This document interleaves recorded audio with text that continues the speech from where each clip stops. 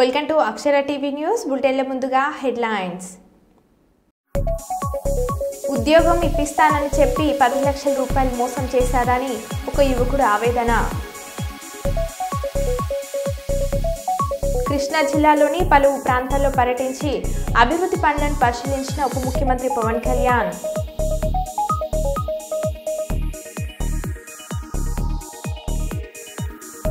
Pushpa 2 cinema చూసొచ్చి bus ఎత్తుకెళ్లిన దుండగులు. తిరుపతిలోని bliss hotel circle వద్ద అన్నమయ్య విగ్రహానికి శాంటాక్లాస్ టోపీ.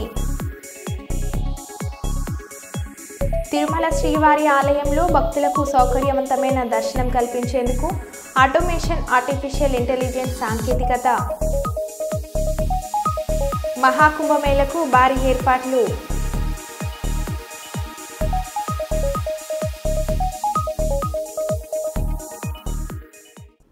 ఇక వివరాల్లోకి వెళ్తే, తెలంగాణ ప్రదేశ్ కాంగ్రెస్ పార్టీ మరియు జగిత్యాల జిల్లా డీసీసీ అధ్యక్షులు ప్రభుత్వ విప్ అడ్లూరి లక్ష్మణ్ కుమార్ పిలుపు మేరకు భారత రాజ్యాంగ నిర్మాత డాక్టర్ బిఆర్ అంబేద్కర్ పట్ల రాజ్యాంగ సభలో అవమానకరంగా అవహేళనగా మాట్లాడిన కేంద్ర హోంశాఖ మంత్రి అమిత్ షా వ్యాఖ్యలను తీవ్రంగా ఖండిస్తూ జగిత్యాల ఎమ్మెల్యే క్వార్టర్లో రాజ్యాంగ నిర్మాత భారతరత్న డాక్టర్ బిఆర్ అంబేద్కర్ చిత్రపటానికి పూలమాలలు వేసి ఘన నివాళులు అర్పించిన జగిత్యాల శాసనసభ్యులు డాక్టర్ సంజయ్ కుమార్. ఈ కార్యక్రమంలో ధుమాల రాజ్ కుమార్, చెరుకు జాను, శ్రీరామ్ భిక్షపతి, దమ్మని బాలముకుందం, అడవాల లక్ష్మణ్, పాలెపు రాజేంద్ర ప్రసాద్, కత్రోజి గిరి మరియు నాయకులు తదితరులు పాల్గొన్నారు.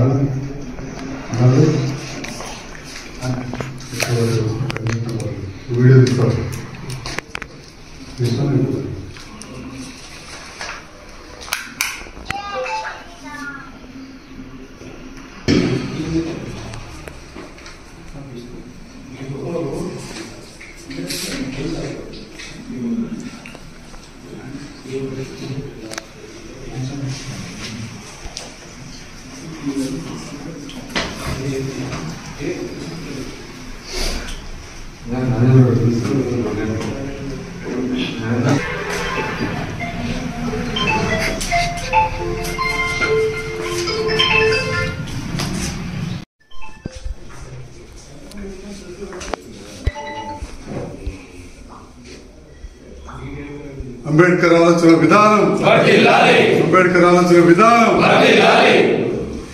భారతరత్న,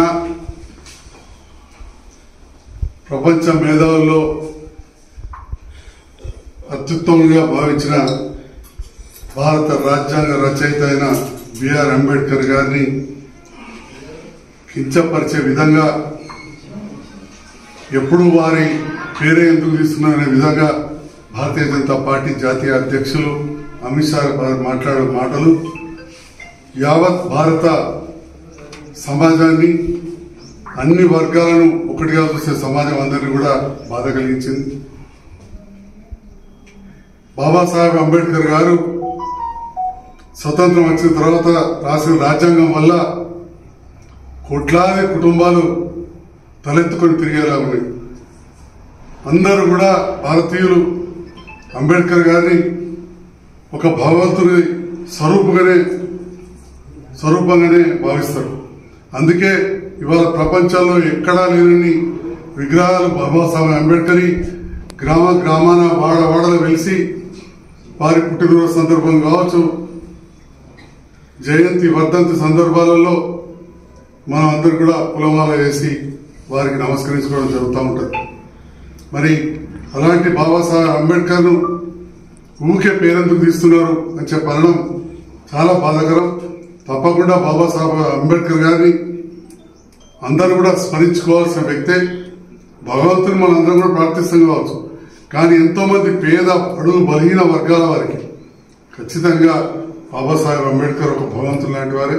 వారి పేరు పదే పదే తీయడం తప్పలేదు. ఎందుకంటే వారు రచించిన రాజ్యాంగ అనుగుణమే ఈ విభిన్న మతాలు, విభిన్న భాషలు, విభిన్న జాతులు, సంస్కృతులు ఉన్న భారతదేశం ఇవాళ ఒక్కటిగా ఉంది. ఇవాళ తెలంగాణ రాష్ట్రం ఏర్పడిందంటే కూడా ఆనాడు వారి సారథ్యంలో రాసిన రాజ్యాంగంలో భాగమే. మనం మొన్ననే ఆ రాజ్యాంగాన్ని 70 సంవత్సరాలు కూడా జరుపుకోవడం జరిగింది. మరి అలాంటి అంబేద్కర్ గారిని కించపరిచే విధంగా, తక్కువ చేసి మాట్లాడే విధంగా వారిని ఊకెందుకు స్మరిస్తున్నారు, ఎందుకు మాట తీస్తున్నారు మాట్లాడడం చాలా బాధాకరం. ఏదో వెనక్కి తీసుకుంటాను, ఇవన్నీ కూడా సహించాలని తప్పకుండా అమిత్ షా గారు క్షమాపణ చెప్పాలి. మున్ముందు ఎవరు కూడా అంబేద్కర్ గారిని తక్కువ చేసి మాట్లాడితే భారత సమాజం, అణగారిన వర్గాలు, ప్రజాస్వామ్యబద్ధంగా ప్రజాస్వామ్యాన్ని నమ్ముకునే యువకులు కావచ్చు, పెద్దలు ఎవరు కూడా దీన్ని సహించరు. బాబాసాహెబ్ అంబేద్కర్ గారిని తప్పకుండా స్మరించుకోవాల్సిందే తెల్లవారితే. ఎందుకంటే ఈ రోజు భారతదేశం సమగ్రంగా ఉన్నది అంటే బాబాసాహెబ్ అంబేద్కర్ గారు రచించిన రాజ్యాంగం. ఎందుకంటే ఎన్నో దేశాల రాజ్యాంగాలను చదివి వాటిని అన్వయించుకొని, అందులోని మంచి కావచ్చు, వాటి తర్వాత ఇక్కడ మన భారతీయ పరిస్థితులను అన్వయించుకొని ఇక్కడి పరిస్థితికి అనుగుణంగా ఈ నిర్ణయం తీసుకున్నారు.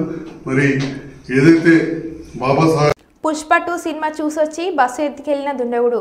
తమిళనాడుకు చెందిన సాదిక్ ఆదివారం కాకినాడ జిల్లా నర్సింపట్నంకు వచ్చి పుష్ప 2 చూసి బస్టాండ్లోని బస్సులో పడుకున్నాడు. బస్సుకు తాళం ఉండటాన్ని చూసి స్టార్ట్ చేసి సీతారామరాజు జిల్లా చింతలూరు వద్ద ఆపి అక్కడ పడుకున్నాడు. చింతలూరు వద్ద బస్సు ఉన్నట్లు సమాచారం అందుకున్న పోలీసులు బస్సును స్వాధీనం చేసుకుని అందులో పడుకున్న దొంగను అరెస్ట్ చేశారు. గీతం రాజు గారు ఆయన హైర్ బస్సులు నడుపుతున్నారంటే ఒక 5 బస్సులు హైర్ బస్సులు మన ఏపీఎస్ఆర్టీసీకి పెట్టడం జరిగింది. అందులో మనకి తుని టు నర్సీపట్నం తిరిగే ఒక బస్సు మిస్ అయిందన్నట్టు ముందు మనకి తెలియపరిచారు. అదేమైందంటే మనకి అది తుని నుంచి నర్సీపట్నం వరకు అది హైర్ బస్సు తిరుగుతుంది, పల్లివెలుగు బస్సు. ఆ బస్సు ఏపీ 31TH0765 నెంబర్ గల బస్సు.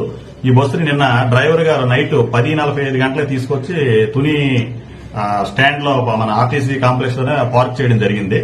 పార్క్ చేసిన తర్వాత ఆ క్లీనర్ కి అప్పచెప్పాడు అనమాట క్లీన్ చేయమని. క్లీన్ సుమారు 1 గంట వరకు ఆయన క్లీన్ చేసి బస్సుని ఆ తాళం దానికి అదే అక్కడ బస్సులోనే వదిలేసి ఆయన ఇంటికి వెళ్ళిపోవడం జరిగింది. మళ్ళీ నెక్స్ట్ ఈ రోజు ఎర్లీ మార్నింగ్ 4:30కి వేరే ఒక డ్రైవర్ వచ్చి చూసేసరికి, అంటే నెక్స్ట్ 5 గంటల బస్సు స్టార్ట్ అవ్వాలి, 4:30కి ఆ డ్రైవర్ వచ్చి చూసేసరికి ఆ పార్కింగ్ ప్లేస్ లో బస్సు లేదు అనేసి వెంటనే ఓనర్ గారికి చెప్పడం జరిగింది. ఓనర్ గారు వచ్చి మనకి ఒక థెఫ్ట్ రిపోర్ట్, అంటే దొంగతనం జరిగిందని ఒక రిపోర్ట్ కూడా ఇవ్వడం జరిగింది. వెంటనే నేను ఉన్నతాధికారులకి తెలియపరిచి ఇమీడియట్ గా మా ఎస్పీ గారికి, డిఎస్పీ గారికి అందరికీ తెలియపరిచాను. సార్ ఇమీడియట్ గా టీములు ఫామ్ చేయమన్నారు. ఎస్పీ సార్ ఆదేశాల మేరకు ఇమీడియట్ గా 3 టీములు, ఒకటి సీసీ కెమెరాలో వెరిఫై చేయడం ఒక టీము, నెక్స్ట్ 2 రూట్లలో తుని రూటు, నెక్స్ట్ చింతపల్లి రూట్లో కూడా ఏమైనా అవకాశం ఉంటుందని వాళ్ళకి 2 టీములు ఏర్పాటు చేసి పంపించాము. పంపించిన తర్వాత ఈ లోపు మనకి ఇన్ఫర్మేషన్ ఏమైనా వచ్చిందంటే ఈ బస్సు మనకి చింతపల్లి లిమిట్స్ లో చింతలూరు దగ్గరలో ఉందని మనకు ఒక ఇన్ఫర్మేషన్ వచ్చింది. వెంటనే నేను ఎస్పీ గారి నోటీస్ లో పెట్టి ఎస్పీ గారు వెంటనే ఇమీడియట్ లోకల్ ఇన్స్పెక్టర్ ని కాంటాక్ట్ అవ్వమన్నారు. కాంటాక్ట్ అయితే వెంటనే ఫోన్ చేశాను. ఫోన్ చేసి లోకల్ ఇన్స్పెక్టర్ కూడా, చింతపల్లి సీఐ గారు కూడా ఇమీడియట్ గా రెస్పాండ్ అయ్యి వాళ్ళ ఒక 2 మెనని ఇమీడియట్ గా పంపించడం జరిగింది. పంపించేసరికి బస్సు అయితే చింతలూరు దగ్గరలో ఒక 500 మీటర్ల దూరంలో ఉంది. వెంటనే ఈ బస్సుని వాళ్ళ మెన సహాయంతో బస్సును ఎక్యూజ్ కూడా క్యాచ్ చేశారు ఇమీడియట్ గా. వాళ్ళు చేసినట్టు నాకు తెలియపరిచారు. ఈలోగా మన టీం కూడా చింతపల్లి వైపు వెళ్ళింది కాబట్టి వెళ్లి బస్సును ఎక్యూజ్ తీసుకురావడం జరిగింది. ఫర్దర్ గా ఇంకా ఇన్వెస్టిగేషన్ కేసు రిజిస్టర్ చేసాము, ఇన్వెస్టిగేషన్ చేస్తున్నాము. మనకి సీసీ ఫుటేజ్ లో కూడా ఇక్కడ మన నర్సీపట్నం నుంచి టువార్డ్స్ ఇటు చింతపల్లితో వెళ్తున్నట్టు మనకు వచ్చింది.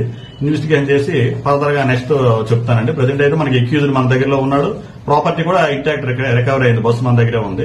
ఫర్దర్ గా ఉన్నది మనకి మళ్ళీ ఉన్నతాధికారుల ఆదేశం మీద తర్వాత తెలియపరుస్తానండి. ఇది 2016 మోడల్, అటువంటి జీపీఎస్ సిస్టమ్ గానీ ఏం లేదండి, దీనికైతే ఏం లేదు. ఈయనకి ఓల్డ్ అఫెన్స్ ఏం లేవు. మరి అది ఇంట్రాగేట్ చేసి మీకు క్లియర్ గా మళ్ళీ తర్వాత ఫర్దర్ గా తెలియపరుస్తాను. మరి అదే ఇంట్రాగేట్ చేసి చెప్తాను నేను. లేదు అదేం లేదు, అదే ఇంట్రాగేట్ చేసి మీకు చెప్తాను. ఏంటన్నది ఏమో దర్యాప్తు చేస్తే మన క్లారిటీకి రాదు, అది క్లియర్ గా మళ్ళీ నేను చెప్తానండి. Thank you. మనకు తెలిసింది ఏంటంటే ఈయనకి గతంలో హెవీ లైసెన్స్ డ్రైవింగ్ లారీలు నడిపే అలవాటు ఉంది. రెండోది మనకి ఆయన చెప్తుంది ఏంటంటే Vizag to Bengaluru Volvo bus కూడా డ్రైవింగ్ నేను చేశానండి గతంలో అని చెప్తున్నాడు అండి. అంటే దీనికి బస్సులు నడిపే అలవాటు అయితే ఖచ్చితంగా ఉంది. ఇంకా ఫర్దర్ గా మీకు మిగతా వివరాలు కూడా తెలియపడుతుంది. ప్రజెంట్ ఇక్కడ కాదండి, నాన్ లోకలే.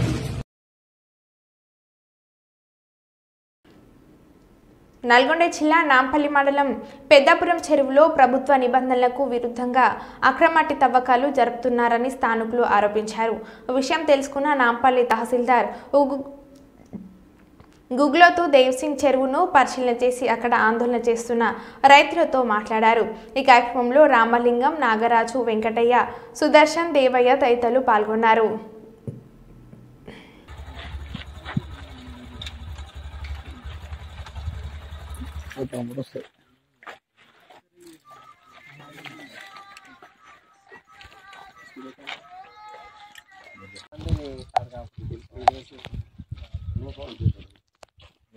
ఏమన్నా జియో కోఆర్డినేట్స్ ఇచ్చిరా మీరు దీంట్లో? అదే ఈ చెరువు ఇచ్చారు కానీ ఎంత అనేది ఏం లేదు.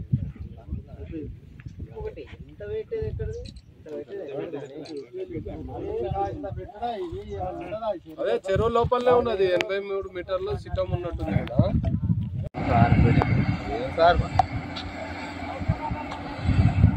దీనికెందుకు కోపడింది అసలు హోదా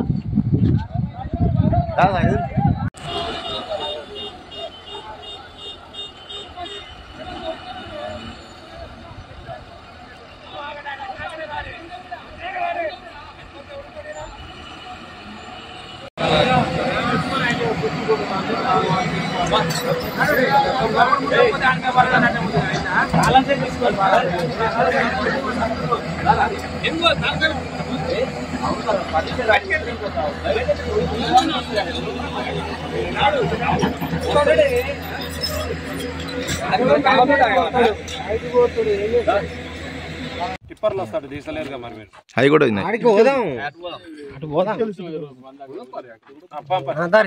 క్వశ్చన్ చేయండి, పర్మిషన్ క్వశ్చన్ చేయండి. మీరు ఎట్లా ఇస్తారు? మైనింగ్ వాళ్ళు ఇవ్వాలి, ఒక ఈ గారు ఇచ్చిన దానికి తహసీల్దార్. జనసేన మాజీ ముఖ్యమంత్రి వైఎస్ జగన్మోహన్ రెడ్డి జన్మదిన వేడుకలు. మాజీ ముఖ్యమంత్రి, మాజీ పార్లమెంట్ సభ్యులు, జగ్గంపేట నియోజకవర్గం వైఎస్ఆర్ కాంగ్రెస్ పార్టీ ఇన్ఛార్జి తోట నరసింహం, తోట రామ్జీ ఆధ్వర్యంలో జగ్గంపేటలో జగన్మోహన్ రెడ్డి పుట్టినరోజు వేడుకలు నిర్వహించడం జరిగింది. నియోజకవర్గ పార్టీ కార్యాలయం నుండి భారీ ర్యాలీగా బయలుదేరి జగ్గంపేట సెంటర్లో గల దివంగత ముఖ్యమంత్రి రాజశేఖర్ రెడ్డి విగ్రహానికి పూలమాలలు వేసి జగన్మోహన్ రెడ్డి పుట్టినరోజు సందర్భంగా వైఎస్ఆర్ నాయకులు, కార్యకర్తలు, అభిమానుల మధ్య కేక్ కటింగ్ నిర్వహించడం జరిగింది. జగ్గంపేటలో గల గవర్నమెంట్ హాస్పిటల్కి వెళ్లి ఫ్రూట్స్, బన్స్ రోగులకు మరియు ఓపీ పేషెంట్లకు ఇవ్వడం జరిగింది.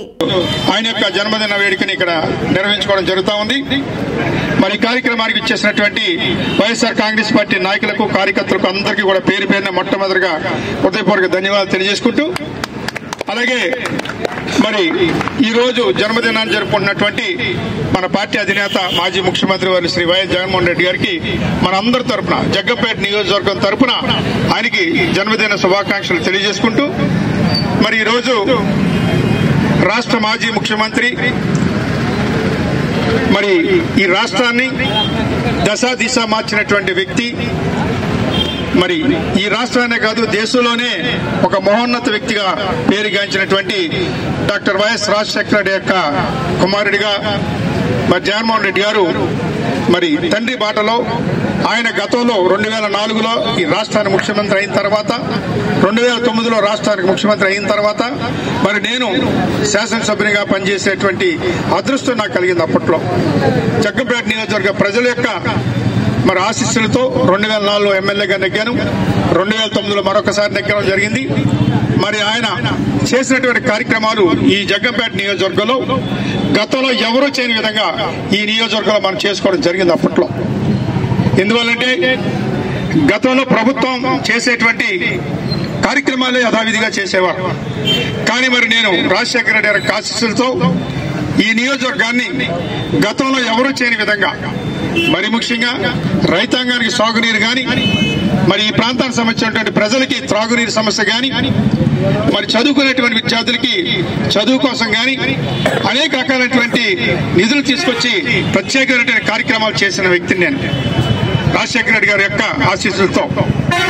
మనం అందరికీ తెలుసు, మరి జగ్గంపేట నియోజకవర్గం అంటే మెట్ట ప్రాంతం, కరువు కారణంతో వర్షం పడితేనే పంటలు పండేటువంటి విధానం ఉండేది అప్పట్లో. మీ అందరికీ తెలుసు, నాకన్నా మీకే బాగా తెలుసు.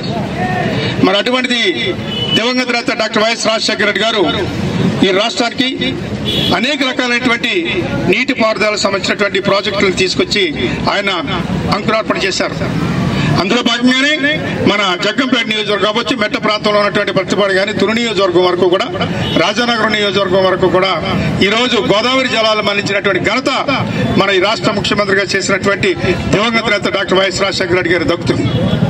అల్లు అర్జున్ కు కష్టాలు ఇప్పట్లో తప్పేటట్లు కనిపించట్లేదు. ఓవైపు ముఖ్యమంత్రి బన్నీ వ్యవహారంపై సంధ్య థియేటర్ వద్ద వ్యవహరించిన తీరుపై చేసిన వ్యాఖ్యలతో పాటు అల్లు అర్జున్ కు సినీ ప్రముఖులు పరామర్శించిన తీరును తప్పుపడుతూ ఆయన స్పందించిన తీరు బన్నీ పట్ల ప్రభుత్వ వైఖరి స్పష్టం వస్తుంది.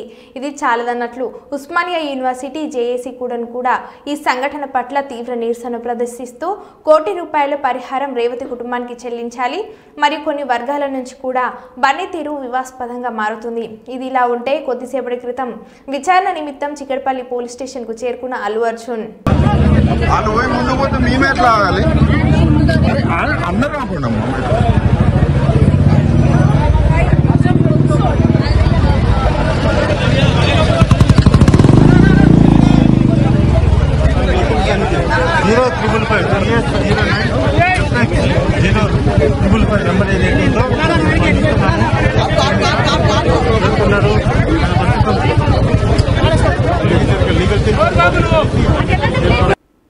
కాకినాడ జిల్లా ప్రతిపాడు నియోజకవర్గం ముఖ్యమంత్రి నారా చంద్రబాబు నాయుడు, ఉప ముఖ్యమంత్రి పవన్ కళ్యాణ్ ఆశీస్సులతో రాజ్యసభ సభ్యునిగా ఏకగ్రీవంగా ఎన్నికై ప్రమాణ స్వీకారం అనంతరం మొదటిసారిగా రాష్ట్రానికి విచ్చేసిన రాజ్యసభ సభ్యులు శ్రీ నాసా సతీష్ బాబుకి ప్రతిపాడు నియోజకవర్గంలో ప్రవేశించగానే ఎర్రవరం గ్రామంలో గజమాలతో ఘనస్వాగతం పలికిన ఎమ్మెల్యే శ్రీమతి పరపుల సత్యప్రభ రాజా. అనంతరం అశేష జనవాహిని మధ్య ఎర్రవరం నుండి కత్తిపూడి వరకు దారి పొడవునా స్వాగత సత్కారాలతో సాగిన విజయయాత్ర.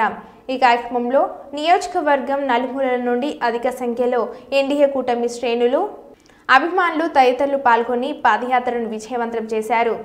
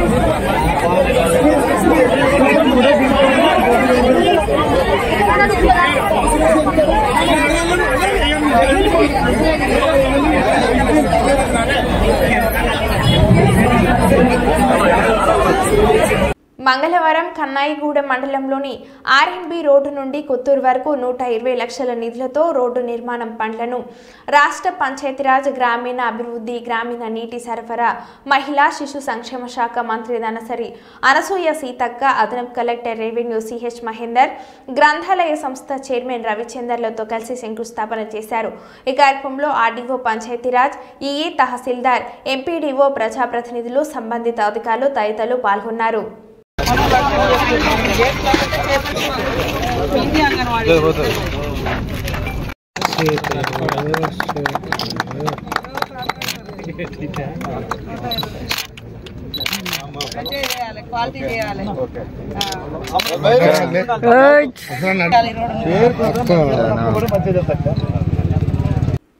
డాక్టర్ బిఆర్ అంబేద్కర్ పై కేంద్ర హోంమంత్రి అమిత్ షా చేసిన అనుచిత వ్యాఖ్యలకు నిరసనగా హన్మకొండలో కాంగ్రెస్ ఎమ్మెల్యేలు కడియం శ్రీహరి, నాయని రాజేందర్ రెడ్డి, కేఆర్ నాగరాజు, కాంగ్రెస్ పార్టీ నాయకులు శ్రేణులతో కలిసి నిరసన చేపట్టారు.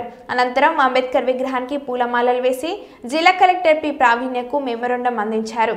ఈ సందర్భంగా స్టేషన్ గన్పూర్ ఎమ్మెల్యే కడియం శ్రీహరి మాట్లాడుతూ అధికార మదంతో కేంద్ర హోంశాఖ మంత్రి అమిత్ షా పార్లమెంట్లో అంబేద్కర్ పై చేసిన వ్యాఖ్యలు సరైనవి సరైనవి కాదని అన్నారు. డాక్టర్ బిఆర్ అంబేద్కర్ పై అమిత్ షా చేసిన వ్యాఖ్యలను కాంగ్రెస్ పార్టీ పక్షాన తీవ్రంగా ఖండిస్తున్నామని అన్నారు. అమిత్ షాను తక్షణమే కేంద్ర కేబినెట్ నుండి బర్తరఫ్ చేయాలని అన్నారు.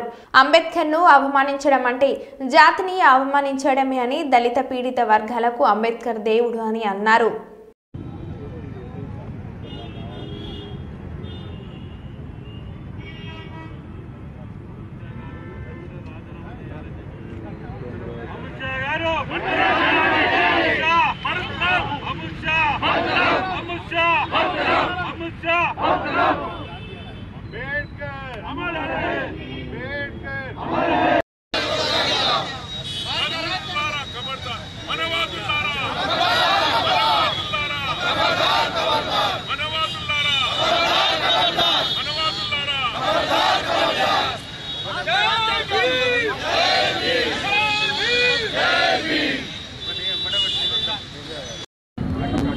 అంబేద్కర్ గారిని చులకన చేసి మాట్లాడటం మొదటికేరి కూడా ఈ బీజేపీ మతతత్వవాదులు గాంధీ గారిని, గాంధీ కుటుంబాన్ని ఇవాళ ఎంత అవమానించే విధంగా గాంధీ కంటే గాడ్సే గొప్ప అని చెప్పి గతంలో మాట్లాడారు.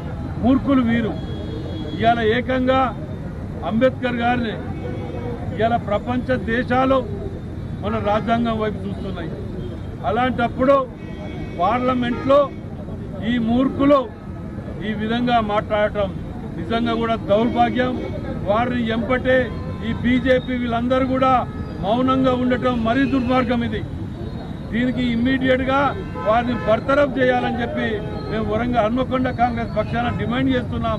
వారిని బర్తరఫ్ చేసి ప్రజల అంబేద్కర్ గారి మీద ఉన్న నమ్మకాన్ని ఇది కానియకుండా చూడాలని చెప్పి మేము డిమాండ్ చేస్తున్నాం.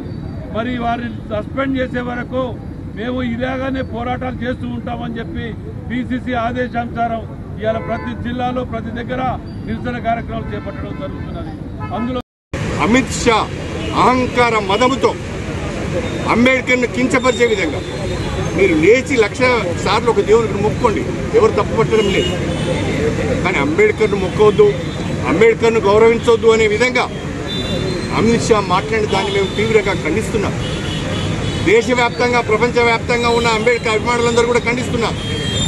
దీన్ని గుర్తించి బేషరతుగా నరేంద్ర మోడీ గారు అమిత్ షాను సమాజానికి క్షమాపణలు చెప్పించడమే కాకుండా తక్షణమే ఆయనను కేబినెట్ నుంచి బర్తరఫ్ చేయాలని చెప్పి కాంగ్రెస్ పార్టీ పరంగా మేము డిమాండ్ చేస్తున్నాం. బీజేపీ నాయకులారా, మిమ్మల్ని గ్రామాలలో తిరగని అని చెప్తున్నాం. మీరు అమిత్ షా మీద తక్షణమే ఏ సమాధానం చెప్తారో చెప్పండి, బర్తరఫ్ చెప్పండి.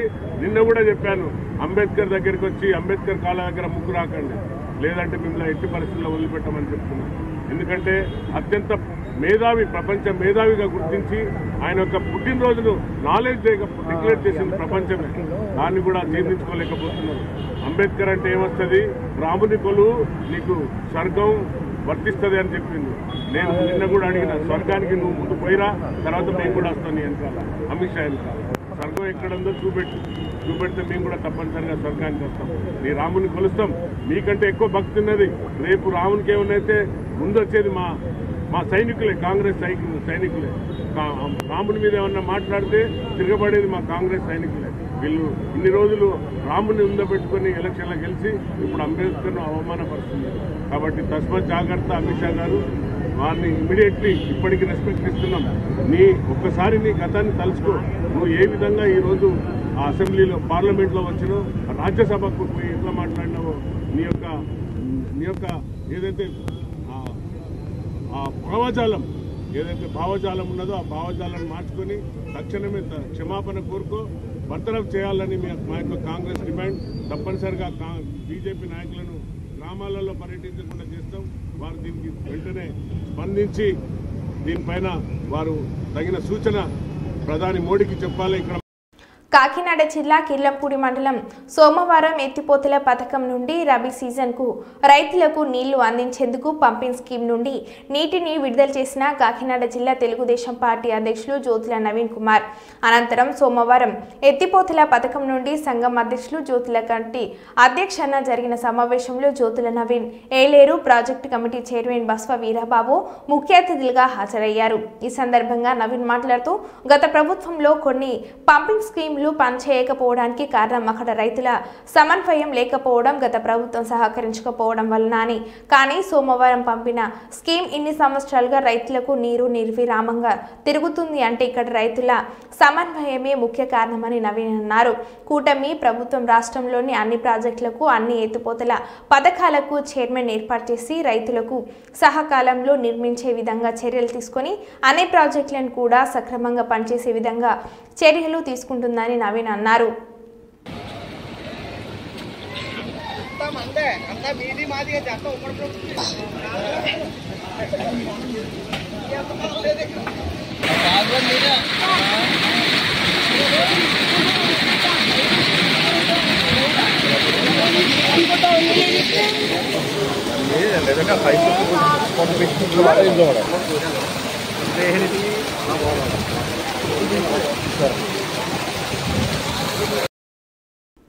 మరో బులెటిన్లో మళ్ళీ కలుద్దాం. Stay tune.